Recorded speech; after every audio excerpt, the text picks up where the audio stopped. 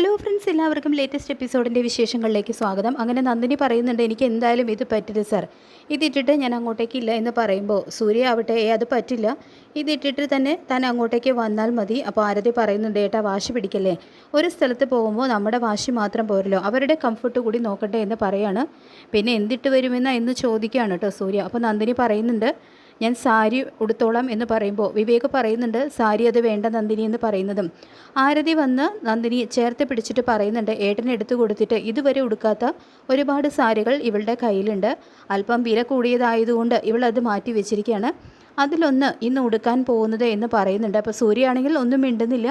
തുടർന്ന് ആരതി പറയുന്നുണ്ട്, ഒരു വാക്ക് ഞാൻ തരാം ഏട്ടന്, ആ മണ്ഡപത്തിൽ നിൽക്കുന്ന സകലരെയും ഇന്ന് ഞങ്ങൾ ഞെട്ടിക്കും, ഇന്ന് അങ്ങനെയാണ് ഇവളെ ഒരുക്കി ഞാൻ കൊണ്ടുവരുന്നത് എന്ന് പറയാണ്. അപ്പോൾ നന്ദിനി പറയുന്നുണ്ട്, അത് മതി സാർ, ഒന്ന് സമ്മതിക്കുമോ പ്ലീസ്, എന്നിട്ട് സാറും വിവേകും ഓഡിറ്റോറിയത്തിലേക്ക് പോയിക്കോ, ഞാനും ആരതിയും ഒരുങ്ങി വന്നോളാം എന്ന് പറയാണ്. ഇത് കേൾക്കുന്ന സൂര്യ ഒന്നിങ്ങ് മാറിക്കേ എന്ന് പറഞ്ഞുകൊണ്ട് ആരെയെ മാറ്റി നിർത്താൻ ചോദിക്കണേ. ആരും വിവേകും നന്ദിനി പറയാണ്. സാറും വിവേകും വീണ്ടും വീണ്ടും സൂര്യ ആരാന്നാ പറഞ്ഞതെന്ന് ചോദിക്കുകയാണ് കേട്ടോ. അപ്പോൾ ആരതിയൊക്കെ ആകെ പേടിക്കുന്നുണ്ട്. അപ്പോൾ നന്ദിനിക്ക് ഇതേ സമയം കാര്യം മനസ്സിലാകുന്നുണ്ട്. അത് പിന്നെ ഏട്ടനും വിവേകിനെയും കൂട്ടിയിട്ട് ഓഡിറ്റോറിയത്തിലേക്ക് പോയിക്കോ, ഞങ്ങൾ വന്നോളാം എന്ന് അല്പം നാണത്തോടുകൂടി ചിരിച്ചുകൊണ്ട് പറയാണ് നന്ദിനി. അപ്പോൾ നന്ദിനി ഏട്ടൻ പോയിക്കോ, ഏട്ടൻ ഞാൻ അങ്ങോട്ടേക്ക് വന്നോളാം എന്നൊക്കെ നന്ദിനി പറയുന്നത് കേട്ട് ആരതിയും വിവേകും മുഖത്തോട് മുഖം നോക്കി പൊട്ടിച്ചിരിക്കുകയാണ് കേട്ടോ. അല്ല, ഇതിപ്പോൾ എപ്പോൾ തുടങ്ങി ഈ ഒരു ചേഞ്ച് എന്ന് ചോദിക്കുകയാണ് ആരതി.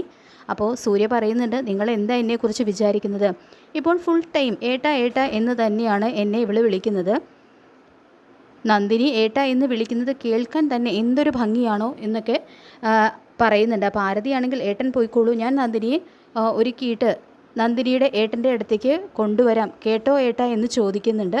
അപ്പോൾ അവളിങ്ങനെ കളിയാക്കിക്കൊണ്ടേ ഇരിക്കുകയാണ്. സൂര്യയാണെങ്കിൽ ചിരിച്ചുകൊണ്ട് ഓക്കെ ഗെറ്റ് റെഡി, എന്തായാലും ഞങ്ങൾ പുറത്തേക്ക് പോവുകയാണെന്ന് പറയുന്നു.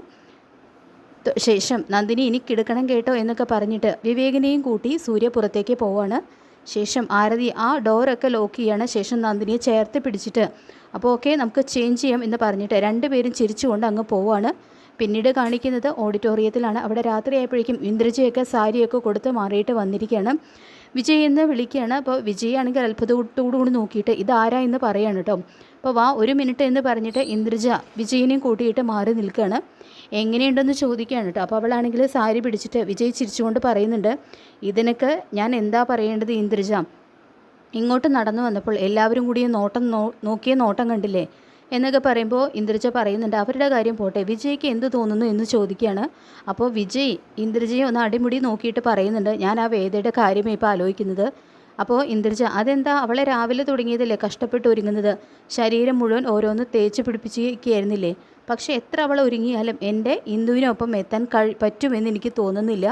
അതൊക്കെ കേട്ട് ഇന്ദ്രജയ്ക്ക് സന്തോഷമാവുന്നുണ്ട്. എങ്കിലും അവൾ പറയുന്നുണ്ട്, അത്രയ്ക്കൊന്നും വേണ്ട, അവൾ ഗംഭീരമായിട്ട് തന്നെ ഒരുങ്ങിയിട്ടുണ്ട്, അവളെ കാണാൻ തന്നെ എന്തൊരു ഭംഗിയാണെന്നോ.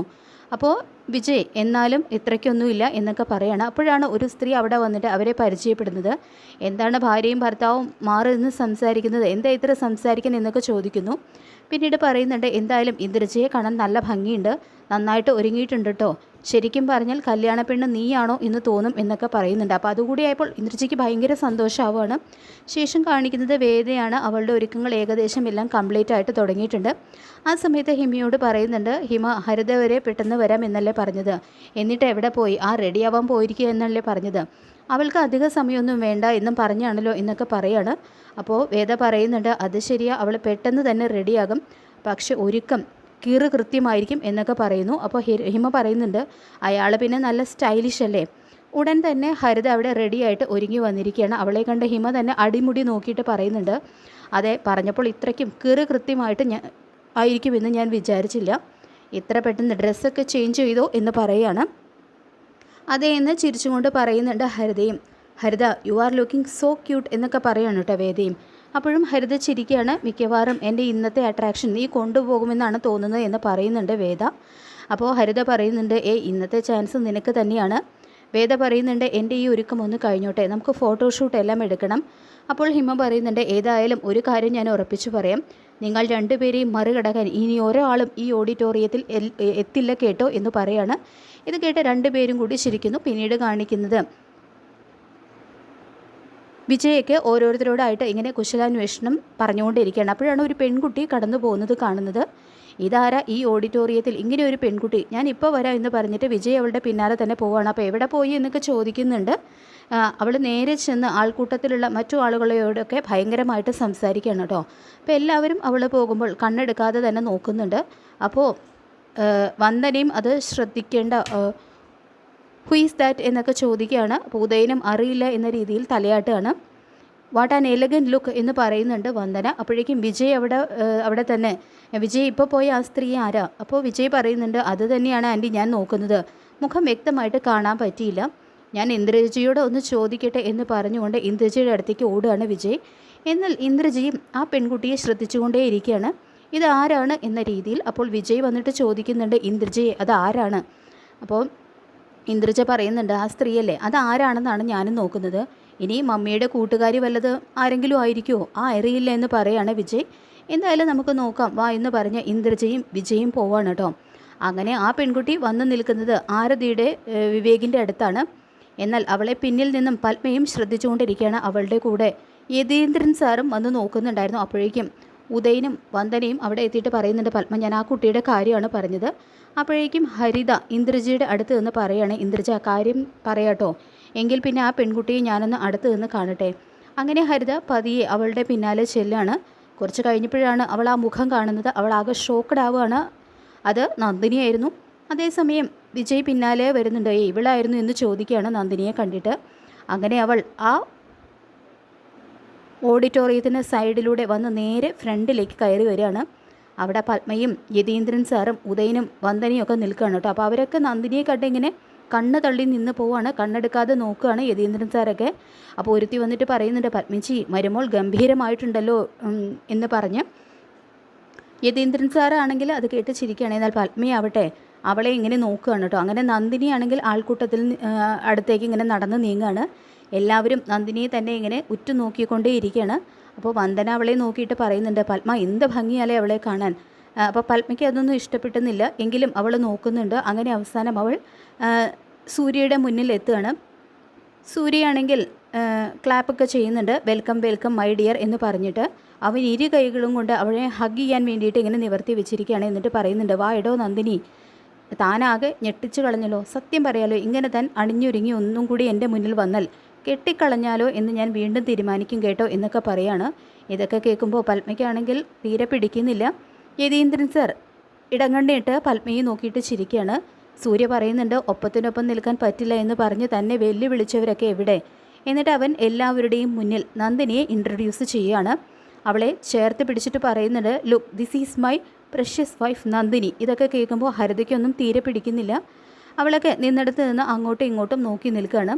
നന്ദിനി, ഇനി നമുക്ക് ഗസ്റ്റുകളെയൊക്കെ സ്വീകരിക്കാം. ഇനി സ്വീകരിക്കേണ്ടത് നമ്മൾ 2 പേരും കൂടി ചേർന്നാണ്, വാ എന്ന് പറയുന്നുണ്ട്. എന്നിട്ട് അവളെയും ചേർത്ത് പിടിച്ചുകൊണ്ട് വാ എന്ന് പറഞ്ഞ് സൂര്യ അവളെയും കൊണ്ട് പോവാണ് കേട്ടോ. അപ്പോൾ ഹരിതയുടെയൊക്കെ മുഖം കാണണമായിരുന്നു. ആ സമയത്ത് വിജയ് പറയുന്നുണ്ട്, ഇത്രയൊന്നും പ്രതീക്ഷിച്ചില്ല അല്ലേ? നമ്മളുടെ എല്ലാവരുടെയും മനസ്സിൽ പെട്രോൾ ഒഴിച്ച് തീയിട്ടിട്ടാണ് അവൾ പോയിരിക്കുന്നത്. ആരതിയാണെങ്കിൽ പതിയെ വിവേകിനോട് പറയുന്നുണ്ട്, എല്ലാവരും നടുങ്ങിയിട്ടുണ്ടല്ലേ നന്ദിനിയുടെ വരവ് കണ്ടിട്ട്. അപ്പോൾ വിവേക് പറയുന്നുണ്ട്, പിന്നെ എല്ലാവരുടെയും മുഖം കണ്ടാൽ അറിഞ്ഞൂടെ എന്ന് പറയാണ്. മനസ്സിലാക്കട്ടെ, എല്ലാവരും അണിഞ്ഞുറങ്ങിയാൽ എല്ലാവരേക്കാളും മുന്നിലാണ് അവളെന്ന്. ഇതെല്ലാം കേട്ടിട്ട് ഹരിത ഛേ എന്നും പറഞ്ഞ് നിൽക്കുകയാണ്.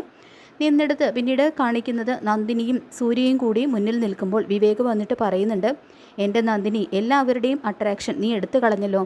അവിടെ എല്ലാവരുടെയും ഡിസ്കഷൻ നന്ദിനിയെക്കുറിച്ചാണെന്ന് പറയാൻ. ഇത് കേൾക്കുമ്പോൾ സൂര്യ പറയുന്നുണ്ട്, അത് പിന്നെ സൂര്യ ചൂസ് ചെയ്ത പെണ്ണല്ലേടോ, അപ്പോൾ പിന്നെ മോശമാകുമോ എന്ന് ചോദിക്കുകയാണ്. ഇത് കേൾക്കുന്ന വിവേക്, ചൂസ് ചെയ്തു കല്യാണത്തിൻ്റെ കാര്യമൊന്നും നീ എന്നെ കൊണ്ട് പറയിപ്പിക്കല്ലേ.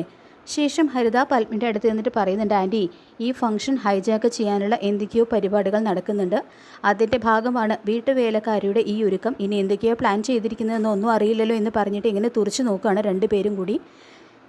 ശേഷം കാണിക്കുന്നത് നന്ദിനി വിവേകിനെ വിളിച്ചുകൊണ്ട് അപ്പുറത്തേക്ക് മാറി നിൽക്കുകയാണ് കേട്ടോ. എന്നിട്ട് ചോദിക്കുകയാണ്, വിവേക് വാങ്ങിച്ചോ? വിവേക് പറയുന്നുണ്ട്, പിന്നെ നന്ദിനി ഒരു കാര്യം പറഞ്ഞാൽ ഞാനത് വാങ്ങിക്കാതിരിക്കുമോ? ഞാനും ആരതിയും കൂടി ഒന്നിച്ചു പോയി എന്ന് പറയണേ. എന്നിട്ട് ദേ നോക്ക് എന്ന് പറഞ്ഞുകൊണ്ട് അവൻ പോക്കറ്റിൽ നിന്നും ഒരു ജ്വല്ലറി എടുത്തു കൊടുക്കുകയാണ് കേട്ടോ. എന്നാൽ അതേസമയം തൊട്ടടുത്തുള്ള അവരുടെ വീടിൻ്റെ ബാൽക്കണി കാണിക്കുകയാണ്. അവിടെ രഞ്ജിത്ത് അപ്പോഴും ആ ഒരു RC കാർ ഇങ്ങനെ തിരിച്ചു മറിച്ച് നോക്കുകയാണ്. അതിനിടയിലാണ് കേട്ടോ അവൻ്റെ ശ്രദ്ധ അവരുടെ 2 പേരിലും എത്തുന്നത്. വിവേക് ആ ജ്വല്ലറി എടുത്തിട്ട് നന്ദിനിയുടെ കയ്യിൽ കൊടുക്കുന്നു. നന്ദിനി അത് തുറന്നിട്ട് ഒരു മാല പുറത്തേക്ക് എടുക്കുകയാണ്. എങ്ങനെയുണ്ടെന്ന് ചോദിക്കുകയാണ് വിവേക്. കൊള്ളാം എന്ന് പറഞ്ഞ് ചിരിക്കുകയാണ് കേട്ടോ നന്ദിനി. എന്നിട്ട് പറയുന്നുണ്ട്, ഞാൻ ആരതിയോട് പറഞ്ഞിട്ടുണ്ട്, ഇതിൻ്റെ ബാക്കി പൈസ ഞാൻ തരാം കേട്ടോ എന്ന് പറയാണ്. വിവേക് പറയുന്നുണ്ട്, കൊള്ളാം, അതാണോ ഇപ്പോൾ അത്യാവശ്യം? നന്ദിനി, ചടങ്ങ് നടക്കട്ടെ എന്ന് പറയാണ്. ശരി വിവേക് വാ എന്ന് പറഞ്ഞ് നന്ദിനിയും വിവേകും വീണ്ടും ഓഡിറ്റോറിയത്തിന് അകത്തേക്ക് കയറി പോകുകയാണ്. ഇതെല്ലാം ബാൽക്കണിയിൽ നിന്നും രഞ്ജിത്ത് കാണുന്നുണ്ടായിരുന്നു. അവനിങ്ങനെ ആ കാറ് കയ്യിൽ വെച്ചിട്ട് പറയുന്നുണ്ട്, എത്രയും പെട്ടെന്ന് എല്ലാ വിഷ്വൽസും മൊബൈലിലാക്കണം, അതിനൊരാളുടെ സഹായം കൂടിയേ തീരൂ എന്ന്. എന്നിട്ട് രഞ്ജിത്ത് ഫോൺ എടുത്തിട്ട് ആരെയോ വിളിക്കുന്നുണ്ട്. പിന്നീട് കാണിക്കുന്നത് ഓഡിറ്റോറിയത്തിനകത്തേക്ക് ഗംഗയുടെ ഏട്ടൻ ആരുടെയൊക്കെ സംശയിച്ചു കൊണ്ടിരിക്കുകയാണ് കേട്ടോ. ആ സമയത്ത് ഗംഗ വന്നിട്ട്, ഏട്ടൻ നീ വന്നേ എന്ന് പറഞ്ഞ് മാറ്റി നിർത്തുകയാണ്.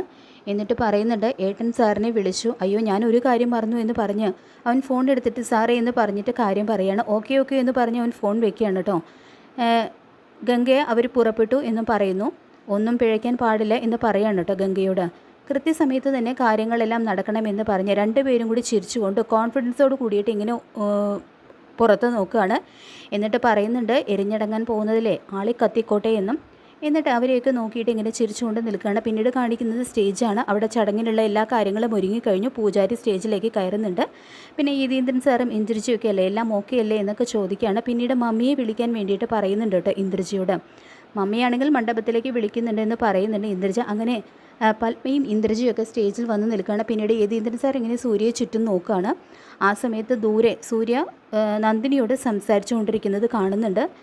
രാജു, ഞാൻ അവരെ പോയി വിളിക്കട്ടെ എന്ന് പറഞ്ഞുകൊണ്ട് യതീന്ദ്രൻ സർ അവരുടെ അടുത്തേക്ക് ഇറങ്ങി പോവുകയാണ്. അങ്ങനെ യതീന്ദ്രൻ സർ വന്ന് വിളിക്കുന്നുണ്ട്. സൂര്യയും നന്ദിനിയും കൂടെ ചെല്ലുകയാണ് കേട്ടോ. അങ്ങനെ അവരൊരു സ്റ്റേജിൻ്റെ ഒരു ഭാഗത്ത്, പിന്നെ ഉദയനും ഭാര്യയും വിജയും എല്ലാം അവിടെ സ്റ്റേജിൽ കയറി നിൽക്കുകയാണ്. ആ സമയത്ത് പത്മ പറയുന്നുണ്ട്, നമുക്ക് ശേഖരൻ മാമിയെ വിളിക്കണ്ടേ എന്ന് ചോദിക്കുകയാണ്. പിന്നെ തീർച്ചയായിട്ടും വിളിക്കണമെന്ന് പറയുന്നുണ്ട് യതീന്ദ്രൻ സർ. അങ്ങനെ സൂര്യയോട് പറയുന്നുണ്ട് യതീന്ദ്രൻ സർ. സൂര്യ പോയിട്ട് ശേഖരൻ മാമിയൊക്കെ വിളിച്ച് മുന്നിൽ തന്നെ കൊണ്ടുവന്നിരുത്തുന്നു. അങ്ങനെ എല്ലാവരും കൂടി നല്ല സന്തോഷത്തോടു കൂടി നോക്കി നിൽക്കുകയാണ്. അവസാനം പൂജാരി പറയുന്നുണ്ട്, ഇനി പെൺകുട്ടിയെ മണ്ഡപത്തിലേക്ക് കൊണ്ടുവന്നോളൂ എന്നാൽ.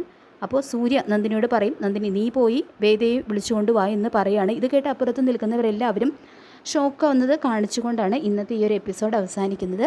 ഈ റിവ്യൂ ഇഷ്ടപ്പെട്ടെങ്കിൽ ലൈക്ക് ചെയ്യുക, ചാനൽ കൂടി ഒന്ന് സബ്സ്ക്രൈബ് ചെയ്ത് സപ്പോർട്ട് ചെയ്യുക. താങ്ക്